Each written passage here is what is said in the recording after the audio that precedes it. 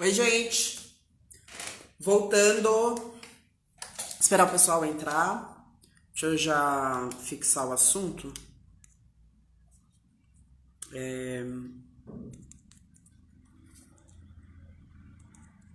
Tudo bem, galera? Oi, Mirella, rainha.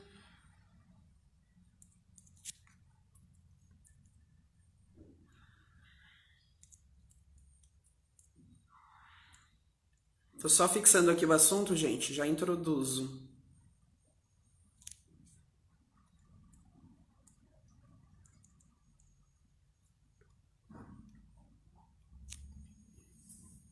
Tudo bem, gente? Nossa, vocês estão ágeis? Acabei de abrir a live, já tá todo mundo ficando online. Meu Deus do céu. Gente, relembrando, o Festival Uma, ele surgiu da união de várias mulheres. O festival é feito somente por mulheres, mas é um festival para todos. Então, a gente fica muito feliz de vê-los aqui, enfim, compartilhando dessas vivências, trazendo essa troca que é extremamente importante. Então, lembrando, o festival nasceu para incentivar o trabalho dessas mulheres envolvidas nele, nesse projeto todo. Em contrapartida, não, paralelamente a ele, tá rolando uma vaquinha online. Quem ainda não doou ou não divulgou, colabora divulgando, doando. O link tá aqui na nossa bio, é só entrar no nosso perfil, tem lá o link, tem as postagens. Vocês podem compartilhar com os amigos, com quem quer que seja. Toda ajuda, toda colaboração é bem-vinda e é válida. A gente vai ter um talk agora com a Heloise Fruc, do Icamiaba. Eu espero que eu esteja falando o sobrenome dela correto, senão ela me corrige já já. O Icamiaba, para quem não sabe, é um coletivo feminista, de autodefesa feminista e LGBTQIA+. Foi fundado pela própria Elo. Ela vai falar um pouco mais, trazer um pouco do panorama do trabalho que ela faz nesse coletivo. E a gente também vai falar um pouco sobre violência doméstica, um número que tem crescido exacerbadamente nessa quarentena. A gente sabe que ficar em casa não é para todos, então a gente vai falar um pouquinho sobre isso, tá bom? Obrigada a todos que estão aí, assistindo a gente. Eu vou convidar a Elo agora, eu espero que vocês gostem. Só ver se ela já tá aqui no... Ah, ela não entrou ainda. Elo, entra aí na nossa live para eu poder te convidar, please. Deixa eu só avisar aqui. Só um minutinho, gente.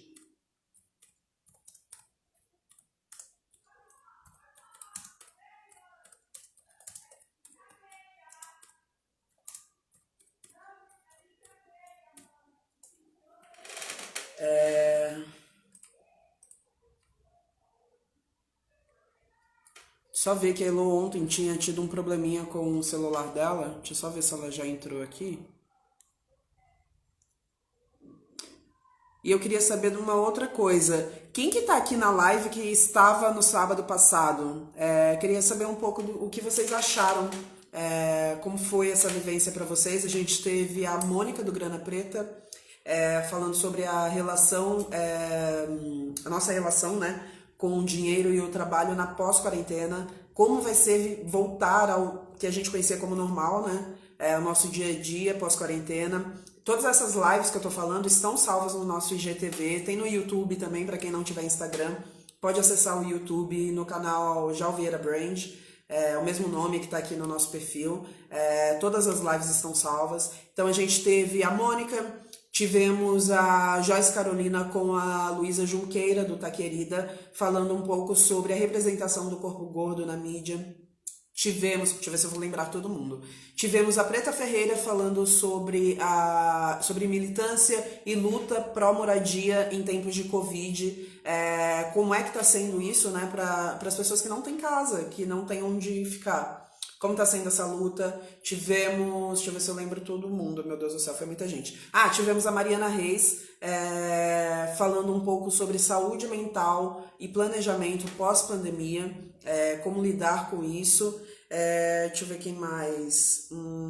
Tivemos a Pretinha do Poder com o DJ set bafônico, que inclusive essa live ficou pra história, porque eu e Bia estávamos fazendo performances no vídeo. Quem quiser ver a gente pagando mico, é só entrar nessa live que tá bem engraçada. Deixa eu ver quem mais. Deixa eu só ver se a Elo já entrou aqui. Ainda não. Será que a Elo tá com problema de conexão?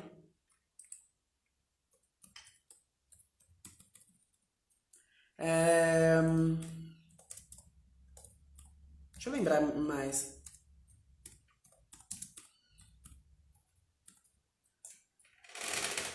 O que a Bia tá rindo, gente? Bia, o que você tá rindo? É da minha cara? Porque eu tô esquecendo os nomes? Eu tô tentando, eu juro, eu vou ter que abrir uma arte aqui, porque eu odeio esquecer os nomes das pessoas. Ah, abrimos com a Luanda Pires falando sobre direitos. Eu falei até empolgada agora, porque esse talk eu também gostei muito. A Luanda, ela é a coordenadora do Núcleo de Mulheres e LGBTs da OAB de São Paulo. E a gente abriu falando sobre direitos LGBTs, LGBTQIA+, e violência doméstica, um panorama mais jurídico, como se precaver, se prevenir nessas situações. Depois tivemos a Mariana Reis com saúde mental e planejamento, que foi o que eu falei. Tivemos a Riane Leão, que eu quase chorei nessa live, tive que me segurar. A Riane Leão, para quem não sabe, é uma poeta cuiabana, residente aqui em São Paulo, autora dos livros Tudo Nela Brilha e Queima e Jamais Peço Desculpas por Me Derramar. Eu sou extremamente fã da Riane, das obras dela, ela é uma mulher incrível, foi lindo também. Aí, como eu já falei, tivemos a Luísa e a Joyce falando sobre a representação do corpo gordo na mídia, tivemos a Francesca falando sobre ser artista longe dos grandes polos culturais, tivemos a Jane e a Paula falando sobre os bastidores da moda, de uma maneira geral, ética na moda, processos criativos. Depois tivemos a Sasha Vilela falando sobre a mulher preta no mercado publicitário. A Sasha é incrível também. Todas as mulheres são incríveis. Aí a Mônica Costa sobre planejamento financeiro no pós-pandemia. Preta Ferreira sobre moradia em tempos de Covid. E a Pretinha que fechou a programação. Quem perdeu tudo isso pode acessar no IGTV, tá bom? A Elo entrou. Vamos começar com Dona Elo. Eu espero que vocês gostem, porque eu gosto bastante. Heloíse Fruc. Depois ela me fala se eu tô falando correto o nome dela. Oiê, tudo Oi, bom? Gabriel. Tudo, tô feliz que você tá aqui, viu? Adoro quando me chamam de Dona Elô. Eu lembro sempre de um meme que é muito Não, mas treta. eu quero que você sabia. Até você, Dona Elô! Até eu. Elo, eu falei seu sobrenome certo? Eu não sei se a Eu não. pronúncia tá certa. Eu falei Heloíse Fruc, é isso? Fruc, é Fruc! Nossa, Ah, arrasei! o que eu já fui chamada de Heloíse Frunche, Fruche, Frouxe. Fruc é foda, né? Ai, meu Deus, eu falando Ah, palavrão. tá valendo. Elo, eu queria que você se apresentasse um pouquinho, falasse mais do seu corre. Primeiro, eu digo, até você chegar no momento em que você está hoje, para depois a gente começar o nosso talk e falar um pouquinho sobre. Tá. Tudo começou em 1991. Quando você nasceu. Já entrega a idade, né? Bom, eu sou a Elô, eu sou instrutora da Icamiaba, que é um projeto de arquitetura corporal e autodefesa. A Icamiaba tem uma história muito misturada com a minha própria história, obviamente, né? Eu pratico karatê Shotokan desde muito criança, assim, comecei a praticar com 3 anos de idade. Acho que os anos 90 para muita gente foi muito marcado por isso, né? Os meninos na escola faziam karatê, as meninas na escola faziam balé, e eu não sei porquê, nem como eu tive essa flexibilidade de fazer karatê. Então, fiz a minha vida inteira e dei muita aula de karatê Shotokan para mulheres durante minha adolescência. E quando eu cheguei aqui em São Paulo, comecei a ter um pouco mais de contato com o movimento feminista, com o movimento anarcafeminista, especialmente, de estar mais próxima de todos esses espaços autônomos, esses espaços autogeridos, e que estavam tendo um olhar um pouco mais crítico sobre o que era a violência de gênero propriamente, né? Porque parece que o debate, até onde você não está muito envolvida com toda a discussão feminista, parava muito em Lei Maria da Penha, a violência doméstica, e a gente não tinha uma visão tão crítica de gênero até ali. Então, tudo se misturou muito para mim, assim. Eu comecei a conhecer o Vendô, que é uma técnica de autodefesa feminista que foi criada no Canadá no final dos anos 80 por uma família de mulheres. Elas estavam acessando muito várias técnicas de autodefesa, de artes marciais no geral, maioria de artes marciais orientais.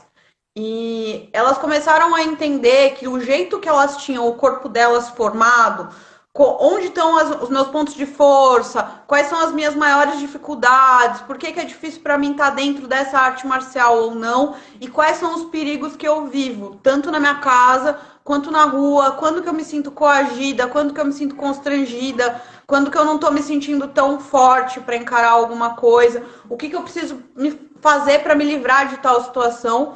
E elas começaram a criar essa técnica que foi chamada de Vendô. Do é um radical que está na maioria das artes marciais, né? Karatê do, taekwondo. E o Ven é de mulheres, que é W-E-N. E aí isso se difundiu no mundo inteiro, mas ele estava muito restrito a uma corrente específica do movimento feminista, que foi essa corrente de segunda onda dos anos 80. Então, ele também era bem sectário, o que sempre foi muito complicado e muito difícil. Quando o Vendô chegou para mim, eu tinha uns 16, 17 anos, foi dentro desse cenário bem Riot Girl, bem anarquista, muita gente de fora, principalmente da Europa, era quem trazia aqui. E foram criados alguns grupos aqui no Brasil, primeiramente só para mulheres cisgêneras. E basicamente que assim, 90% das mulheres que estavam envolvidas eram mulheres cisgêneras lésbicas. Então o Vendô estava bem enxuto. E tudo que se pensava era para se pensar a partir de um corpo feminino cisgênero também, né? Então, eu curti muito, foi uma experiência incrível, acho que colou muito bem com várias coisas das artes marciais que eu já tinha no meu repertório, mas era algo que eu não sabia se eu queria seguir muito dentro daquilo, sabe? Eu não compus nenhum grupo, eu fiz a minha formação, mas fui tateando também. Nisso eu comecei a me aproximar muito do movimento feminista aqui em São Paulo. E muita coisa foi girando para mim. Ao mesmo tempo, eu estava fazendo uma formação de Hatha Yoga e outra formação de comunicação não violenta, e eu fui percebendo como todas aquelas coisas me ajudavam muito dentro das artes marciais e começavam a fazer sentido para o que eu pensava de autodefesa, sabe? Tanto de se conectar mais com o próprio corpo, sentir mais segurança dentro dele, sentir seu corpo mais forte, mais autônomo, mais capaz de dialogar, de gritar, de ter as suas exatidões, os seus equilíbrios, de colocar limite para o que você quer que chegue no seu corpo ou não. E tudo aquilo era o que eu ouvia e falava em todos os espaços feministas que eu tava. Então começou a ficar muito, muito interessante, assim. Até que nessas de tipo festivais feministas, autônomos, me pintou a ideia de eu dar uma oficina de autodefesa, juntando um pouquinho do que eu sabia, do que eu queria, assim, do que eu achava que era muito importante e que todas as minhas amigas me procuravam, tipo, cara, um cara passou a mão na minha bunda na balada, ou até tipo, meu, é muito difícil para mim descer do ônibus à noite em casa porque eu nem sei o que fazer, eu me sinto muito mal. Ou, cara, tipo, meu chefe tá abusando psicologicamente de mim, sabe? Eu, tipo, pô, o que tudo isso tem em comum, sabe? E além do ponto da violência ser o nível comum para todo mundo, tem muitas padronificações de gênero que já são violentas com a gente, né? Que elas já vão reduzir as nossas possibilidades de corpo, de fala, de discurso, a basicamente que ter uma postura defensiva, passiva, completamente violentada, se sentindo frágil e, tipo, são construções que nem estão vindo de fora. Às vezes a gente mesma tá retroalimentando isso, tá colocando isso de volta na gente, e é algo super naturalizado, né? Sim. E a autodefesa, ela não é só corpo, né? É mente também, né? Sim, eu acho que assim, a autodefesa ela tem esse aparato nas artes marciais, obviamente, porque é onde você se sente mais forte também, né?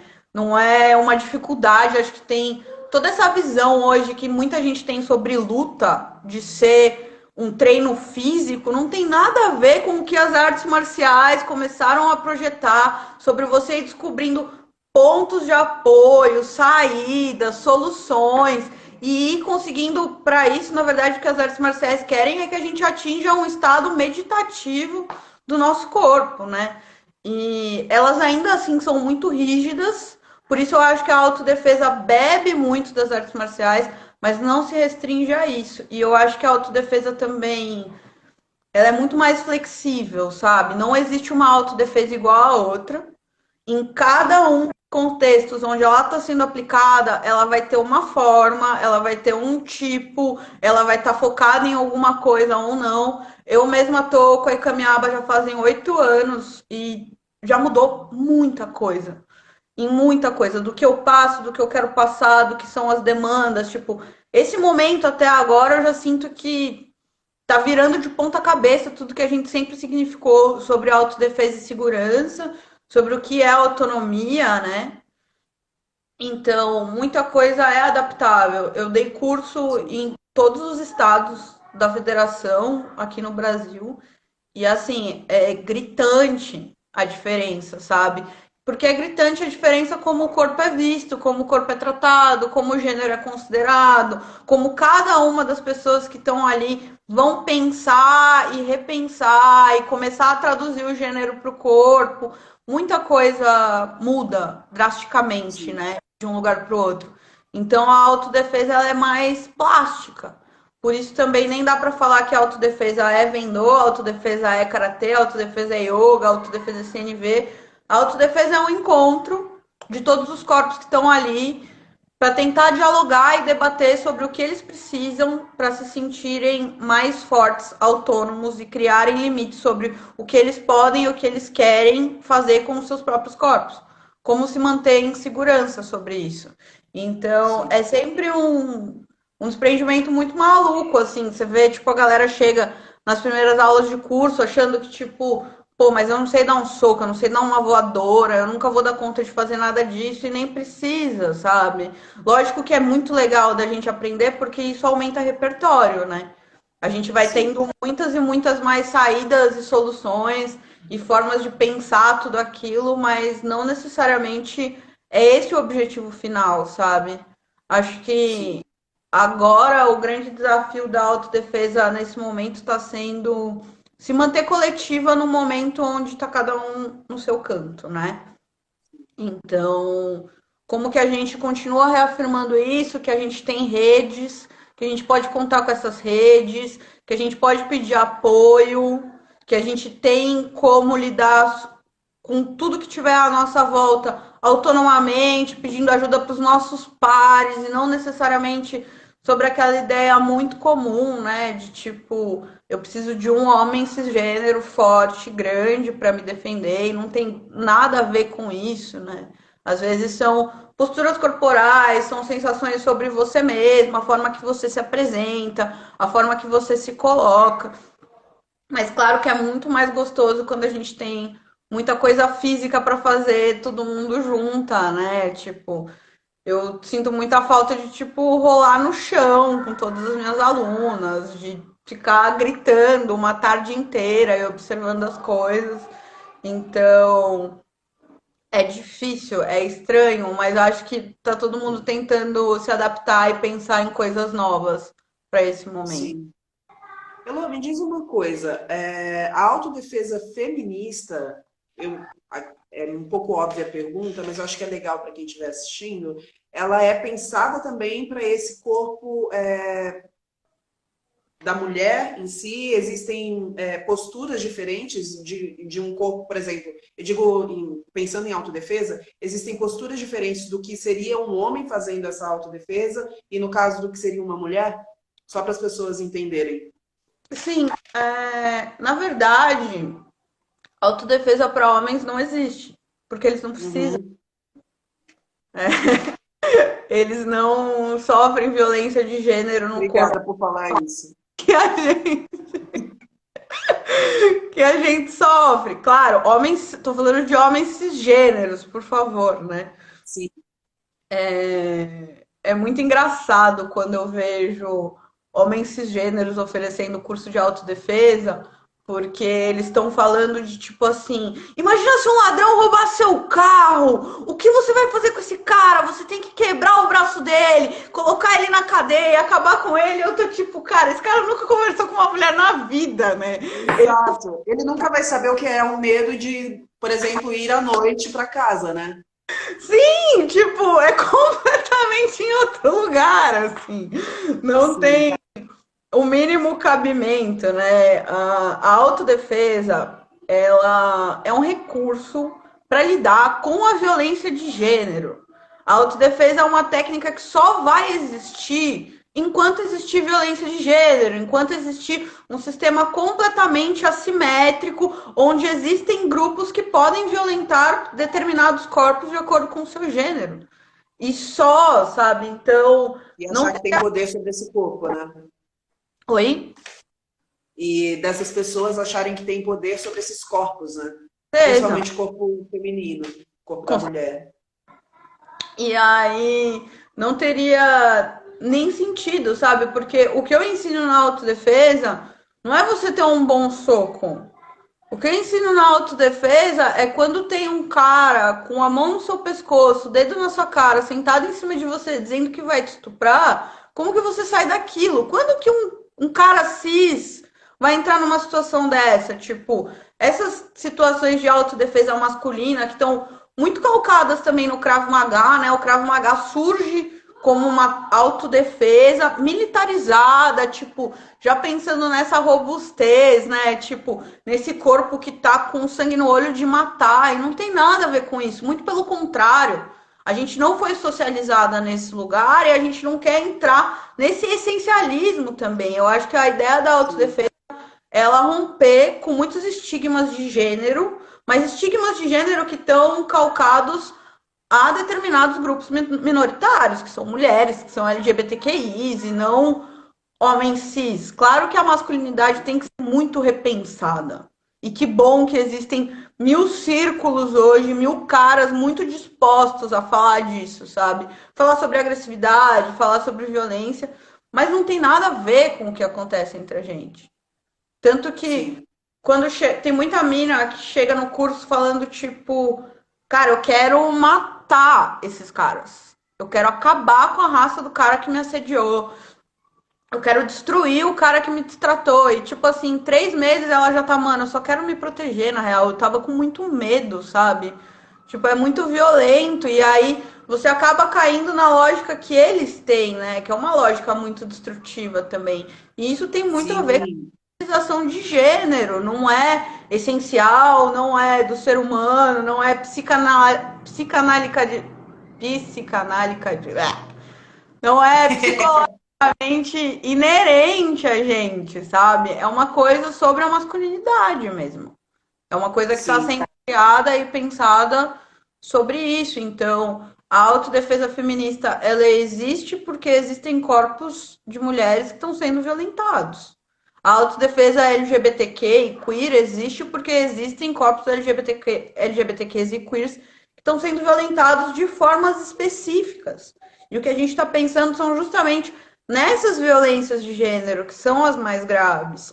E elas podem estar acontecendo tanto exteriormente quanto simbolicamente, né? Num plano bem maior. Teve uma coisa que você me falou quando a gente fez o call, é, porque a gente fez call com todas as convidadas para, enfim, para alinhar todos os assuntos. E uma das coisas que você me falou é que às vezes você recebe pessoas lá no Icamiaba que, enfim, já querem sair dando esse soco, já querem sair batendo na pessoa, e você já fala que a questão, até de se estruturar emocionalmente antes é mais importante. E muitas vezes essas mulheres, essas pessoas LGBTQI que vão até você, só voltam depois, porque ainda precisa dessa estruturação emocional, né? É legal falar do quanto a terapia também é importante para isso, né, o Elo? Sim, com certeza, porque assim, você pode andar com uma arma na bolsa, óbvio que você pode. Você pode aprender a manejá-la. Eu não vou ensinar, mas você pode aprender a manejá-la. Você pode entrar em qualquer tutorial da internet, aprender um golpe para furar o olho de alguém, ou aprender a colocar uma faca no pescoço de alguém. Mas você banca isso? Você quer Quando você isso? se depara com essa realidade, né? Você dá conta de fazer isso, sabe? Depois que isso passar, como que vai ser tudo isso para você, sabe? Eu acho que tem muitas Sim, contas aí. Eu acho que tem estados de emergência e de risco extremo que pedem respostas de risco extremo, é lógico. A gente não tem que criar moralidade sobre isso. Mas assim, você quer andar com uma arma na tua bolsa? Será que é esse o intento final da autodefesa? Eu acredito que não, sabe? Eu acredito que não é isso. Só que assim, muita gente está sendo sumariamente violentada e tá ficando cada vez mais agressiva também. E essa agressividade não é ruim. A gente só precisa saber canalizar ela para pontos interessantes, para lugares que podem ser legais, legais no sentido de vão fazer sim, você se defenda mais, vão fazer que você se sim. proteja mais, que você se posicione mais. É, esse lance da galera chegar e já querer se vingar vem muito de quem acabou de sofrer uma violência muito forte, não teve tanta rede, não teve tanto suporte, não teve tanto apoio e elaboração. E acaba que chega na autodefesa e tudo aquilo vai virar um baita de um gatilho, sabe? E não vai se sentir muito bem. Eu acho que, assim, todas as aulas que eu dou até hoje, eu tenho 8 anos de autodefesa, tipo, tem muitas coisas ali que são muito dolorosas para eu mesma tratar. Só que é muito gostoso poder ter muita parceria e um monte de gente ao lado que já passou pela mesma coisa e tá a fim de, tipo, conseguir extrair alguma força daquilo, sabe? Só Sim. que a galera que acabou de É sofrer se uma sentir violência, amparado também, né? eu digo muito que, tipo, não é o momento ainda, sabe? Acho que tem que ter muita acolhida, tem que ter muita reflexão, tem que ter muita calma para lidar com o momento pós-violência, sabe? A gente vê até como, por exemplo, as DDMs lidam, que já não é um aparato muito adequado e muito bom e muito acertado com o que tinha que fazer. Mas mesmo assim, sabe, acabou de sofrer violência, cara, amparo jurídico, amparo psicológico, antes de qualquer coisa, sabe? Tipo, Sim, não é para resolver uma violência já sofrida. A autodefesa é sobre prevenção. A autodefesa é sobre a gente evitar de chegar em pontos de violência com a gente mesma e com outras pessoas, sabe? Não é pra gente, depois do que aconteceu, porque isso é muito hollywoodiano, né? Tipo, a mulher que foi violentada e vai fazer um super curso de luta e de repente vai lá e se vinga. Não é sobre isso, sabe? Depois que uhum, uma amiga foi violentada, o que ela precisa é de suporte, o que ela precisa é de rede, o que ela precisa é poder ser acolhida. E depois que isso passar, a gente vai fortalecendo de outras formas. A gente vai fortalecendo com o corpo, a gente vai fortalecendo com movimentos, com estratégias, com técnicas, mas não necessariamente desde o começo, sabe? Acho que tem sim. etapas. É o que eu imagino mesmo. Quando eu penso. É, era isso que eu ia te perguntar, na verdade. Quando uma mulher, uma pessoa LGBTQI chega no Icamiaba, como é essa recepção, por exemplo? Como é essa acolhida, assim? Cara, em primeiro Até lugar, para quem estiver aqui na live e quiser depois, obviamente, pós-quarentena, né?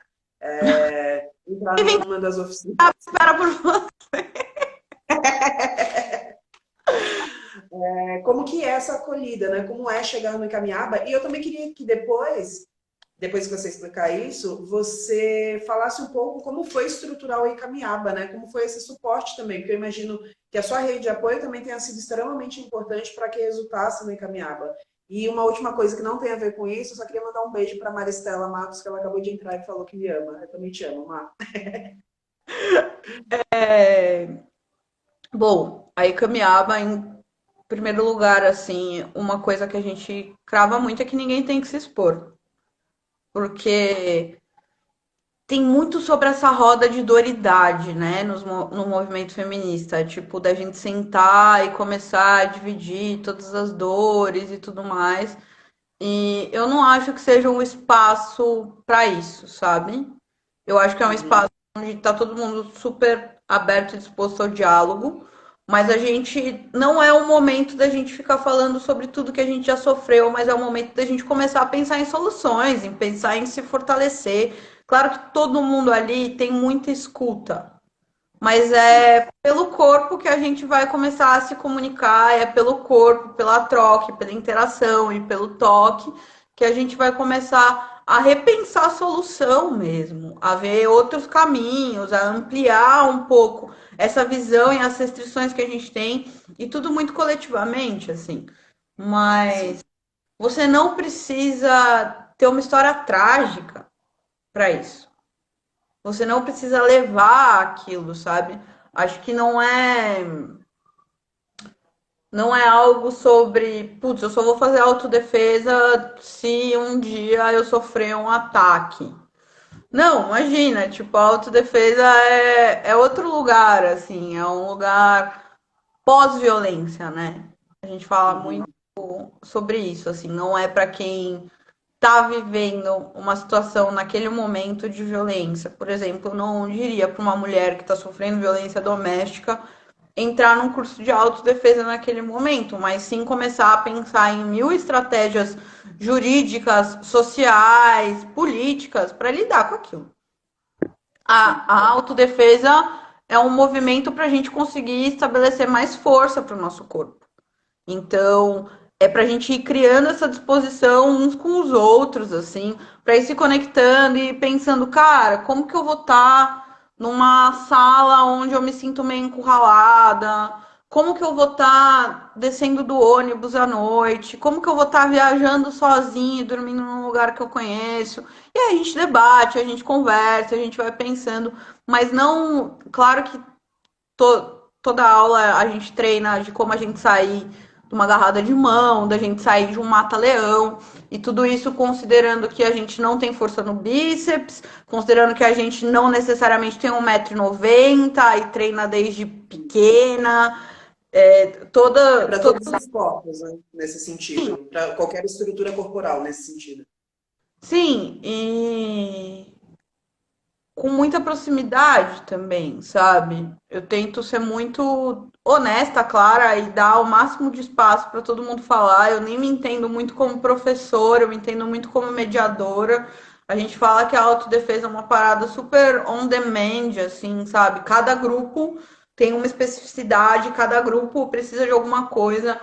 Não é às vezes a gente faz isso, mas não é o mais legal de, tipo, ficar colocando pessoas em grupos que já estão formados, porque a ideia é que aquele grupo que está se conectando cada vez mais, assim, que está criando muita intimidade, que está todo mundo se sentindo cada vez mais seguro um com o outro ali dentro, possa experimentar corpo mesmo, possa experimentar sair gritando, possa experimentar dar um monte de soco, possa experimentar andar sozinho no escuro com alguém te perseguindo, sabe? Possa experimentar ter que defender alguém, ter que derrubar alguém, ter que subir em cima de alguém, ter que rolar em cima de alguém, tipo, eu Sim. acho que hoje o curso tem muito mais a ver com contato, improvisação, somaterapia e Feldenkrais do que com artes marciais, porque eu sinto que mulheres LGBTQs estão se protegendo mais assim, sabe?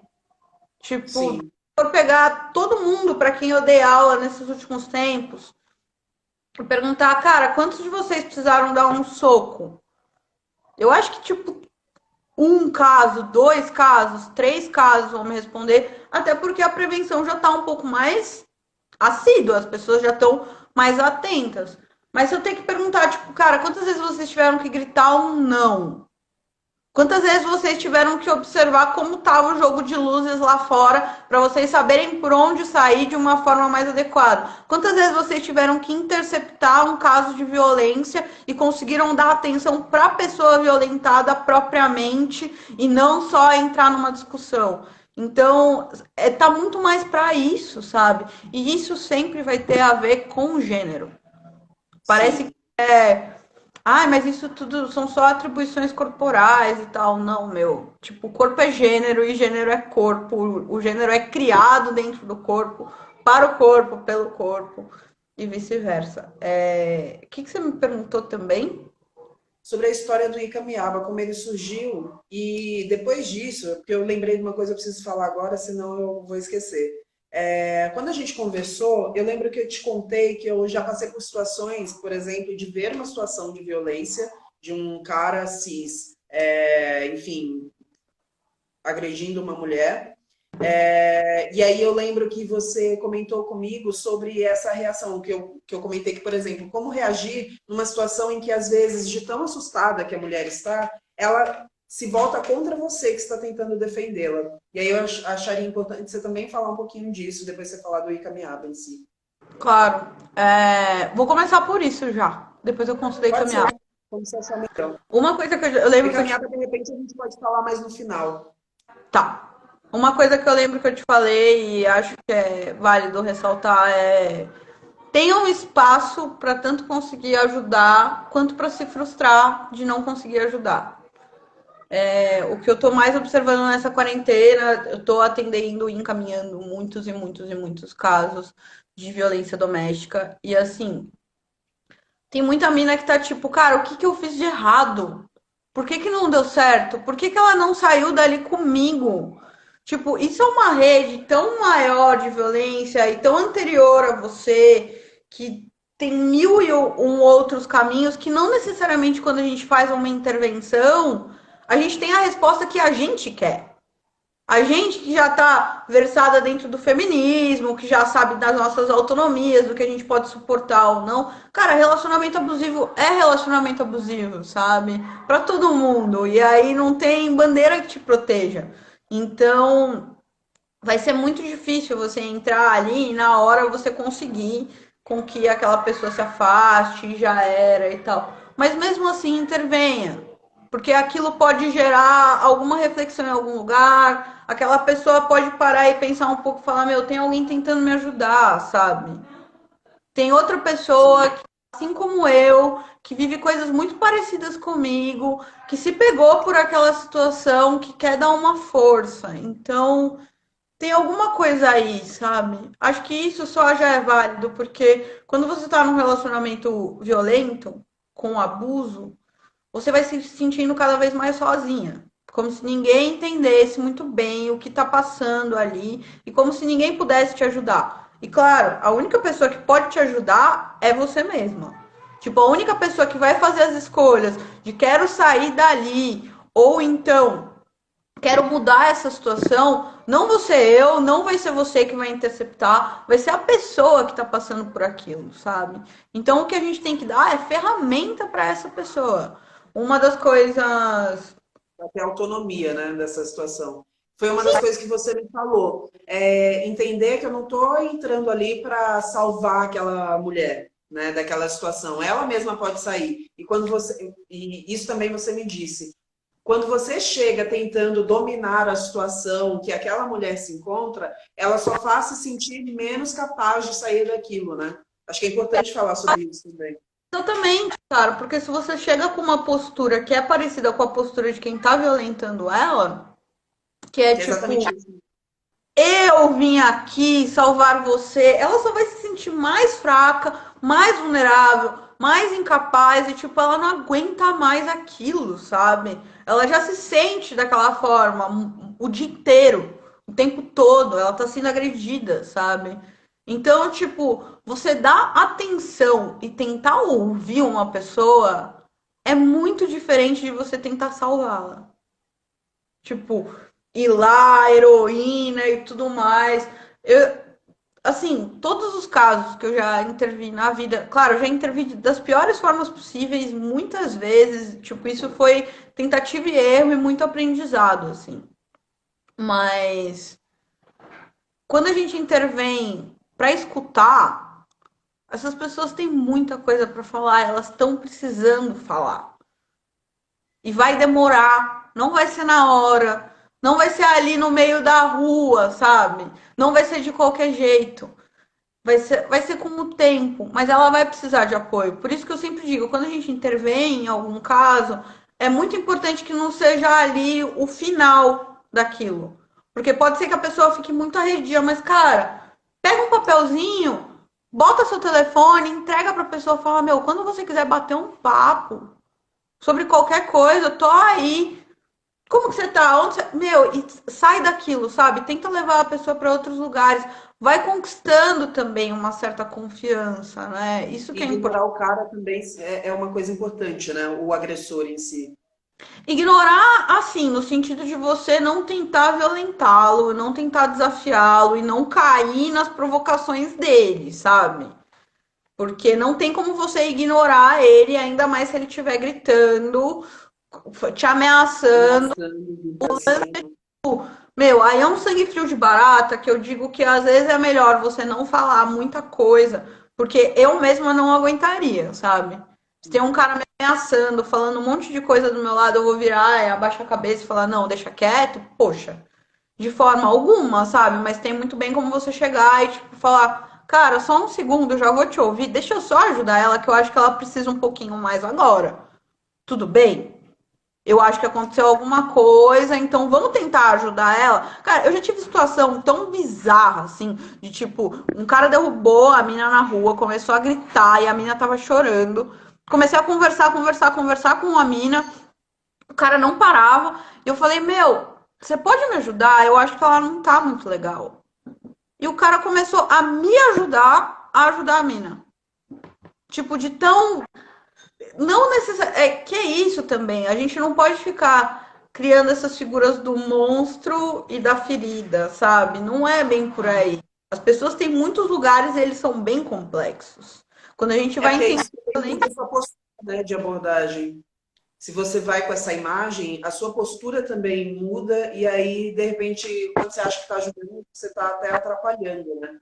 E teve Sim, uma coisa muito importante que você me falou, que quando você decide optar por intervir numa situação dessa, é ter total certeza, né? Porque uma vez que você intervém, você meio que tem que estar disposta a ir até o final, né? exato. E até o fim mesmo, assim. E até o fim, cara, a mina resolveu ir pra delegacia. Você vai com ela. Você não vai passar pra outra pessoa. A mina Sim. decidiu que ela precisa, ela não pode voltar pra casa dela. Meu, você vai achar uma casa pra essa mina ficar. A mina, um mês depois, te ligou. Você vai ouvir essa mina. E Sabe? dar Tipo, essa responsabilidade também para ela, né? Dessa decisão nesse sentido. E não falar, eu vou te levar para minha casa. É tipo, para onde você quer ir? Né? exatamente. A autonomia toda tem que ser dela. Ela tem tanta capacidade e tanta vontade de acabar com aquela violência quanto você. Sim. Tipo, esse papo de ai, tá apanhando porque quer é a coisa mais machista do mundo, sabe? A gente vai ficar repetindo isso, vai ficar achando que é tudo bem, falar, não, ela tá lá porque ela quer, né? Não tem o que fazer. Porra, tem sim, vamos ver com ela o que pra ela dá pra fazer, porque não adianta eu dar uma solução de eu falar, eu vou te levar pra minha casa, você vai trabalhar com tal pessoa e você vai cuidar disso, disso e você vai ser super feliz. Tipo, é só outro relacionamento abusivo pra sua própria vaidade, sabe? Sim. Então não é bem por aí. A autodefesa é sobre isso também.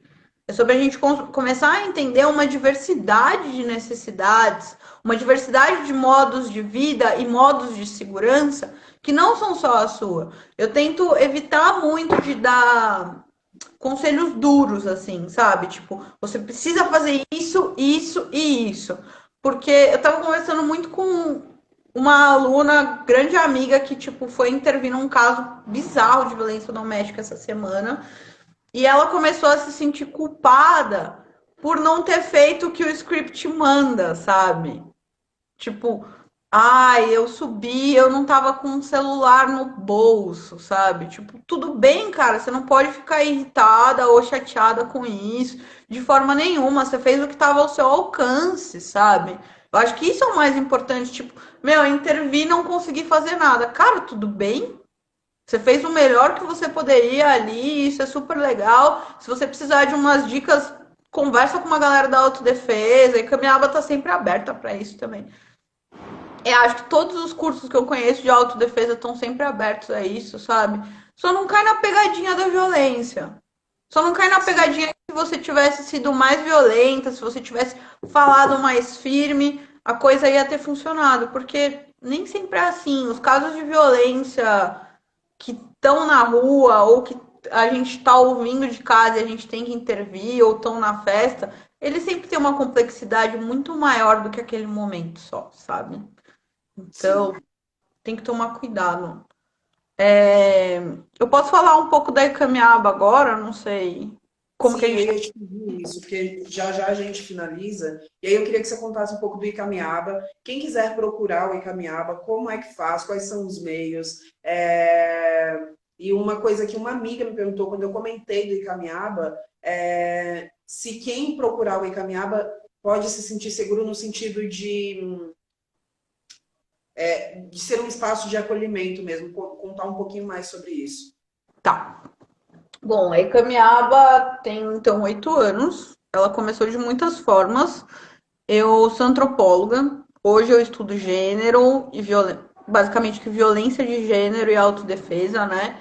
Mas eu tive uma grande jornada dentro da antropologia. Quando eu comecei a pesquisar gênero, eu fui para a Amazônia, morei lá por 6 meses, mais ou menos. Tive muito próxima, isso foi em 2014, que foi Copa, eleição, 2014.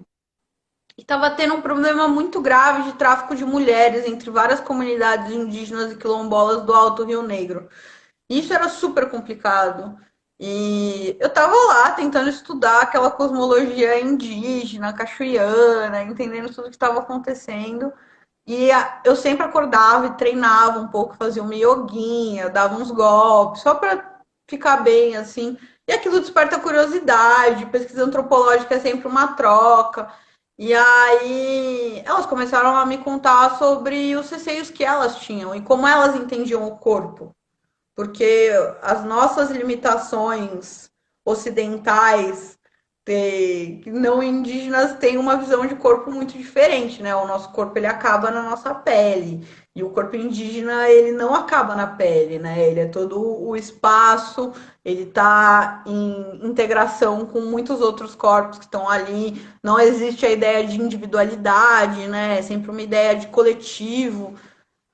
Mil e uma complexidades que vale mais para uma aula de antropologia, mas enfim. Eu comecei a pesquisar um pouco daquilo com elas. E uma das coisas que a antropologia faz é isso: a gente observa o outro para a gente conseguir ter um pouco mais de visão sobre a gente mesmo e desnaturalizar certas coisas.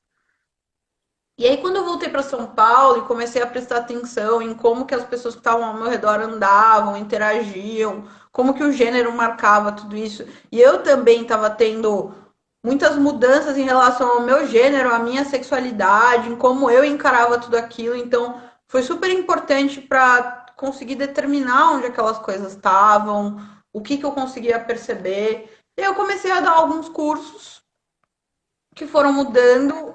No início, a Icamiaba começou como um projeto feminista apenas para mulheres cisgêneras, até porque era assim que eu me entendia, eram nesses espaços que eu gostaria de estar. E isso foi mudando muito, muito, muito, muito. Até que aos poucos eu fui abrindo a Icamiaba, a gente tinha pessoas queers, intersex, mulheres trans, até que chegou o Bolsonaro. E aí eu entendi que a Icamiaba era para todos os LGBTQs e a gente precisava repensar e reorganizar e começar a criar mais esferas de ajuda. E o que foi muito legal, porque gênero é um sistema, né? Gênero não é só sobre homem e mulher, a gente fala muito sobre isso, e cada uma das facetas de gênero compõe a outra. Então, foi muito legal ir entendendo, por exemplo, como o universo travesti pensa sobre as bichas, sobre os caras gays, e como elas veem como perigo ou como apoia, o que que elas querem passar, como se entende a feminilidade dentro desses corpos e o que é feminilidade dentro desses corpos e onde ela tá forte ou não. Daí você desnaturaliza tudo, né? Porque nem força, nem jeito, nem técnica, não tem nada a ver com biologia, cara. Tipo, é tudo uma questão de socialização, né? E as Sim. turmas foram ficando cada vez mais interessantes, porque eu também tive muitas alunas mulheres cisgêneras que falavam: Meu, eu não vou me sentir confortável com um homem aqui. E falando isso tanto sobre homens cis gays, quanto homens trans, quanto pessoas não binárias. E acabou que, tipo assim, todo mundo curtiu muito mais. Foi muito mais interessante para todos os corpos dali, sabe? Cada Eu um se. quase fui tua aluna na primeira turma. Oi? Quase fui tua aluna. Eu cheguei a me inscrever e aí eu tive um problema pessoal e não pude ir. Pô, Quase já. fui na primeira turma. Ai, Fora, meu Deus. cara. E aí depois me enrolei, né? Mas eu lembro quando eu vi, para mim, pelo menos, não sei se já existiam, mas foi a primeira oficina voltada para esse público que eu vi, oficina de autodefesa mesmo. E eu parei para pensar, falei, cara, como assim é a primeira oficina para isso? Tipo, pelo menos que eu vi, né? Sim, E é bizarro, né? Mas ao mesmo tempo eu fico feliz de ter visto esse movimento crescer. Porque eu lembro da primeira e hoje em dia, quando você faz, eu imagino que as aulas sejam cada vez mais cheias, né? sim. O que isso me pegava muito, assim, me pega até hoje, porque quando eu comecei a dar aula de autodefesa, eu não conhecia nenhuma outra mina que desse. Aí, de repente, foram aparecendo outras minas, mas com uma visão super masculinista também, sabe?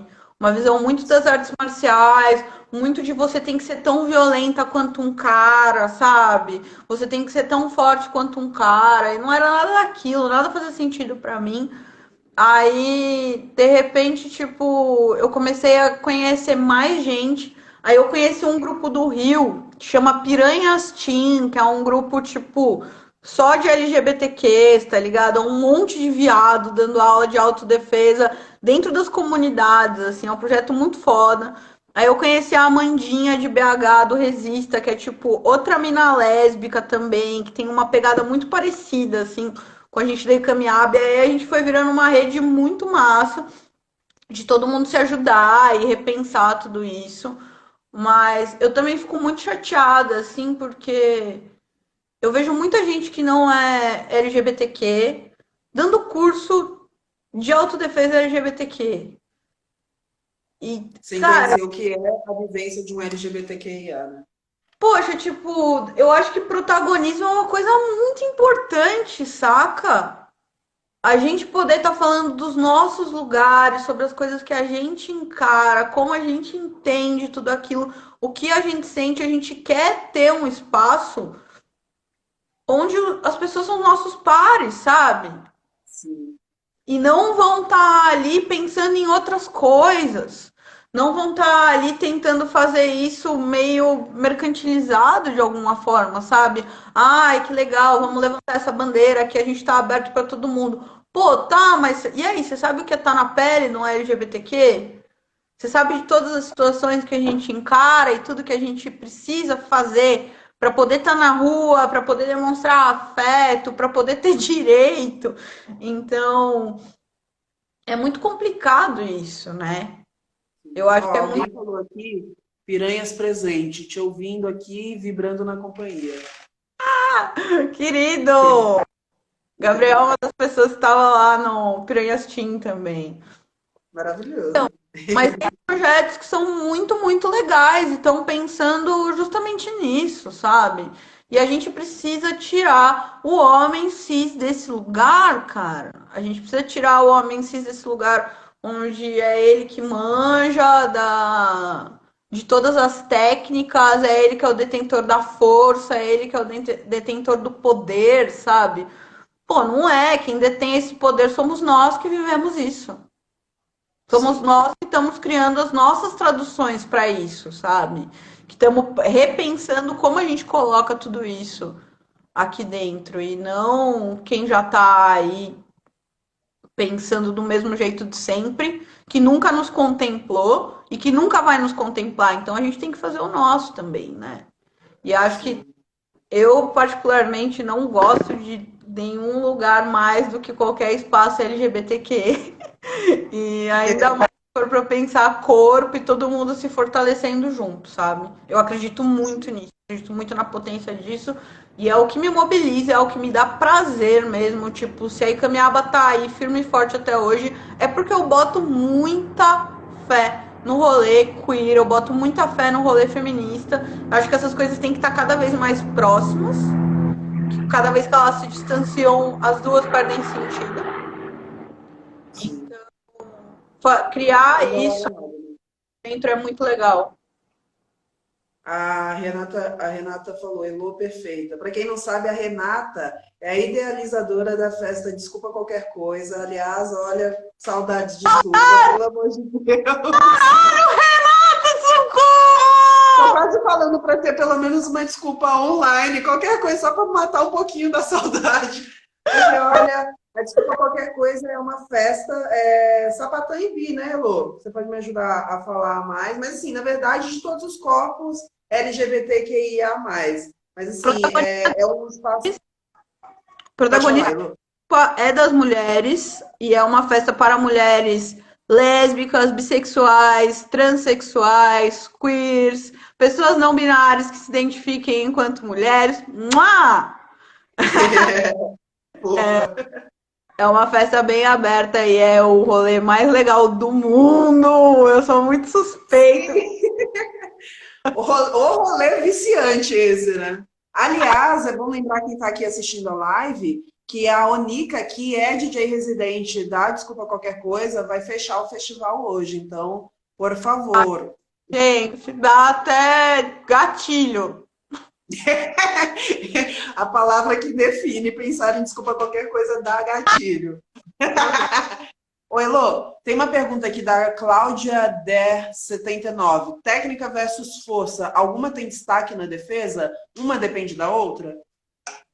Eu iria só pela técnica. Eu acho que a força é porque não existe você fazer uma técnica sem força. Só que essa força ela vai se destacando para dentro da técnica. Você vai treinar as coisas que precisam ali, né?